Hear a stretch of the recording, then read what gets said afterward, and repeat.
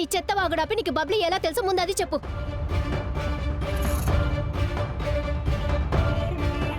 ఇది నేను నీకెందుకు చెప్పాలి? ఓ గాడ్, దీస్ పీపుల్.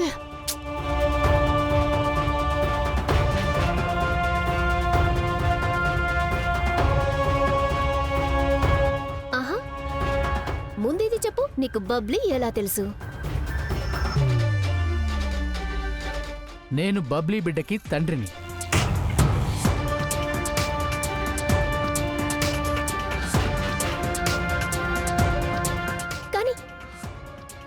కానీ నువ్వు తను వదిలి పారిపోయావు కదా, తను ప్రెగ్నెంట్ అని తెలిసి. మరి ఇప్పుడు ఎందుకు వచ్చావు? నీకేం కావాలి బబ్లీ నుంచి?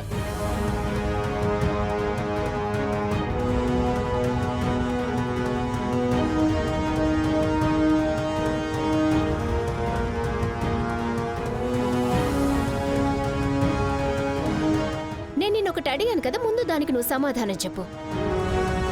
నీకు బబ్లీ నుంచి ఏం కావాలి? నాకు నా బిడ్డ కావాలి. బిడ్డ కావాలా? బబ్లీకి నువ్వు దూరంగా ఉండు.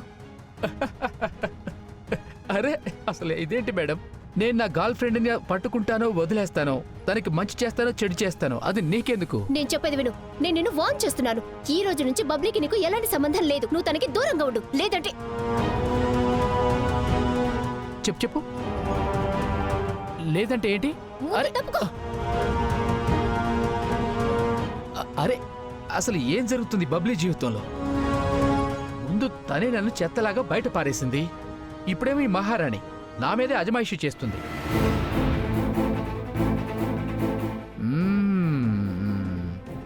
రాజు, ఈ బబ్లీ ఖచ్చితంగా ఏదో చేస్తుందిరా. అదేంటో నేను కూడా తెలుసుకొని తీరాలిగా. బబ్లీ నా బంగారం. రాఘవ్,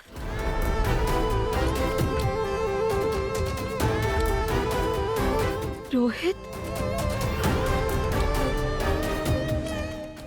రోహిత్, నువ్వు ఇక్కడ ఏం చేస్తున్నావు? కమాన్ రేఖ, మరి అంత బాగా యాక్ట్ చేసేకు, లేకపోతే జనాలందరూ నువ్వు రిపోర్టర్ కాదు యాక్టర్ అనుకుంటారు. అండ్ ఇలా ఏదో అమాయకురాల్లో యాక్ట్ చేస్తున్నావు చూడు. నువ్వు రిపోర్టర్ జాబ్ మానేసి డైలీ సీరియల్స్లో యాక్ట్ చేస్తే మంచిది. ఏమంటున్నావు రాఘవ్? సారీ గైస్, నేను మిమ్మల్ని డిస్టర్బ్ చేసినట్టున్నాను కదా. Please continue. ఎందుకు పిచ్చిగా మాట్లాడుతున్నావు? రాఘవ్, రాఘవ్, రాఘవ్, నేను చెప్పేది వినండి ప్లీజ్.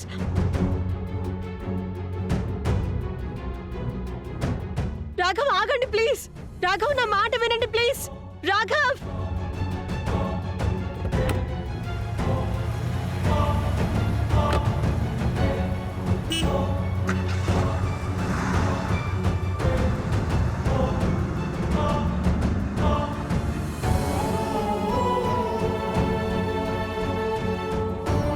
రేఖ, రేఖ, నువ్వు బానే ఉన్నావా? ఇదంతా ఏంటి? అసలు ఏం జరుగుతోంది? ప్లీజ్ నన్ను ఒంటరిగా వదిలే. ఆటో, రేఖ నా మాట విను. పదండి, తొందరగా రేఖ, పదండి నేను ప్లీజ్. చెప్పేది విను ప్లీజ్. ఆ మనిషి ఎవరో రేఖ కొంట్లో బాలేదని చెప్పాడు, కానీ ఇక్కడ అసలు అలాంటిదేం లేదు.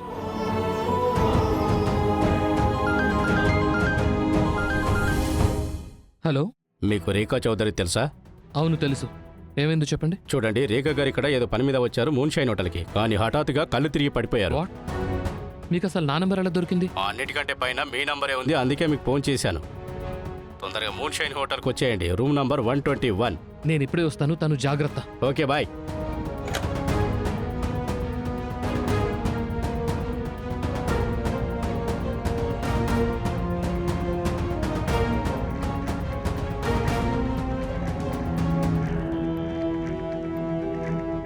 అంటే నేను క్యాప్ పెట్టుకొని కొంచెం గొంతు మార్చాను. నువ్వెలా చెప్పావో అలానే. నీ జీనియస్ ప్లాన్ని నేను చాలా సులువుగా పూర్తి చేశానమ్మా. అసలు రోహిత్ కి తెలియని కూడా లేదు. వాడు ఎప్పుడు ఎలా నా చేతిలో పావైపోయాడో. చరిత్రే సాక్ష్యమమ్మా. ప్రేమలో పడిన ప్రేమికులకి ఇలాంటి గతే పడుతుంది. సరే సరే వీరేంద్ర, నేను నీకొకటి చెప్పాలనుకున్నాను. మన దగ్గర ఉండాల్సింది నాన్న అది. అదేంటి? అదే చెవుల్లో పెట్టుకుంటారు కదా, సౌండ్ బయటకు వినపడదు. అదే ఎందుకు? ఎందుకంటే మనం ఏదైతే నిప్పు పెట్టామో దాని తర్వాత రేఖ ఇంకా రాఘవుల మధ్య ఎన్ని గొడవలు జరగబోతున్నాయంటే నీకు తెలుసు కదా, నేను అరుపులు గొడవలు అస్సలు తట్టుకోలేనని. కానీ రేఖా రాఘవుల మధ్య జరగబోయే ఈ మాటల యుద్ధం గొడవ కాదు, అది మధుర సంగీతం అమ్మా మన చెవులకి. వీరేంద్ర నిజంగా అమ్మా, నువ్వు రాక్షస్ కంటే తక్కువేం కాదు. నేను నీ కొడుకునయ్యాను కాబట్టి సరిపోయింది, లేదంటే నీ పన్నగాల నుంచి తప్పించుకోలేకపోయావని. నా ఉద్దేశం ఏంటంటే అమ్మా, ఒకవేళ ఎవరికైనా తెలిసిపోతే ఓరి అప్పుడు మూర్ఖుడా, పీసీఓ నుంచి కాల్ ట్రేస్ చేసి నిన్ను చేరుకోమంట. అది నీకు చాలా కష్టమైన పని, నువ్వు చేయలేవులే. నా ఉద్దేశం అది కాదమ్మా.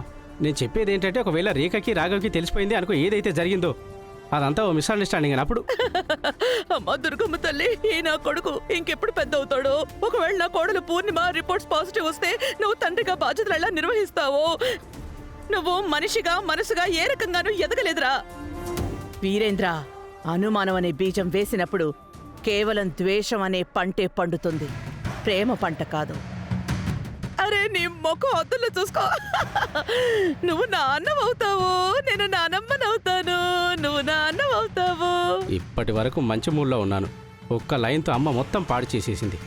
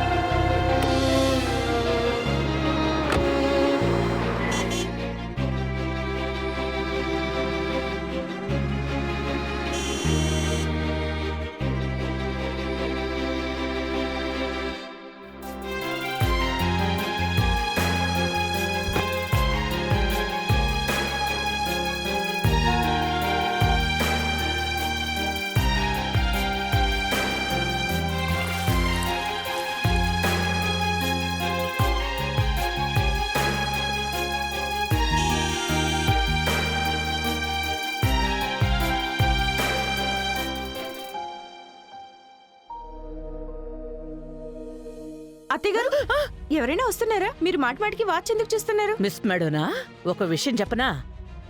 నువ్వు నీ పని ఎందుకు చూసుకోవు? చెయ్యి. ఇందులో ఏం వేసావు? చెత్తగా ఉంది, వెళ్ళు తీసుకో. సరే.